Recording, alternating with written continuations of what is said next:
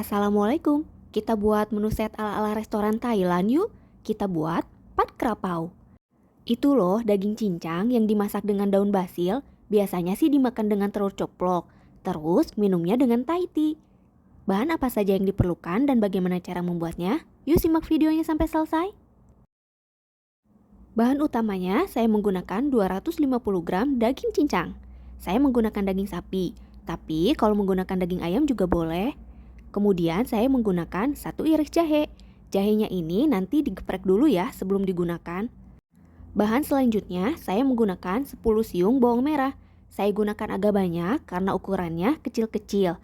Kalau ukuran bawangnya besar bisa menggunakan 3-5 siung saja. Selain itu saya juga menggunakan 3 siung bawang putih. Kemudian untuk rasa pedasnya saya menggunakan 2 buah cili api. Kalau mau lebih juga boleh, disesuaikan saja dengan selera, mau lebih pedas atau tidak. Nah, satu bahan ini nih yang gak boleh ketinggalan, daun basil. Daun basil ini kan rasanya kuat banget. Jadi, saya gunakan sedikit dulu. Saya gunakan sekitar 1 genggam daun basil. Nah, untuk sayurannya saya menggunakan 5 buah kacang panjang. Berikut rangkuman bahan-bahannya.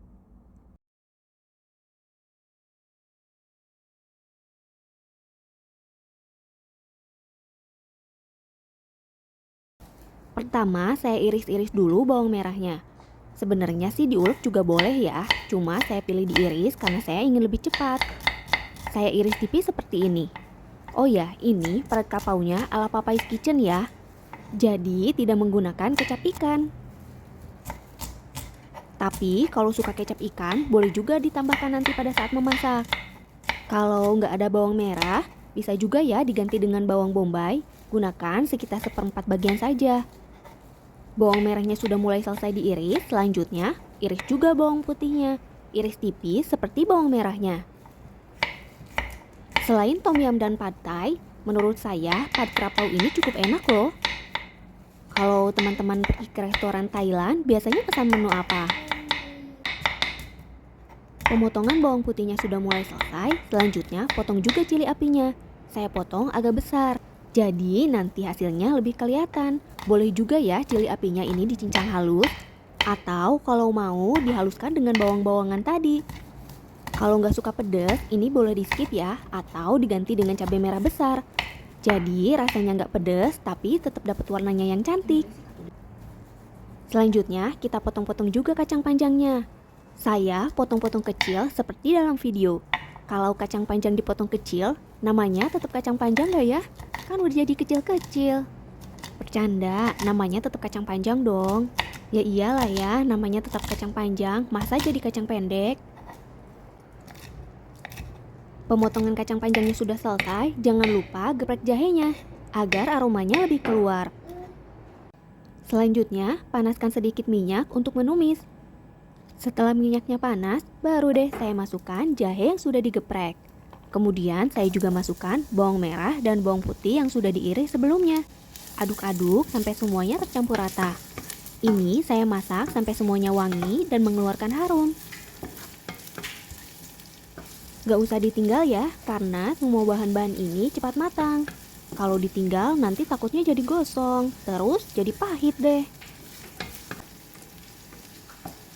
Setelah semua bumbunya layu dan matang, baru deh kita masukkan daging sapinya. Saya gunakan daging sapi cincang seperti ini. Kalau nggak suka daging sapi, bisa juga ya ditambahkan dengan daging ayam cincang. Sesuaikan saja dengan selera, lebih suka sapi atau ayam. Saya aduk-aduk seperti ini. Jangan sampai ada daging yang masih menggumpal. Jadi pada saat memasaknya sedikit ditekan-tekan. Masak dagingnya sampai berubah warna kecoklatan seperti ini. Setelah itu, baru deh kita tambahkan sedikit air.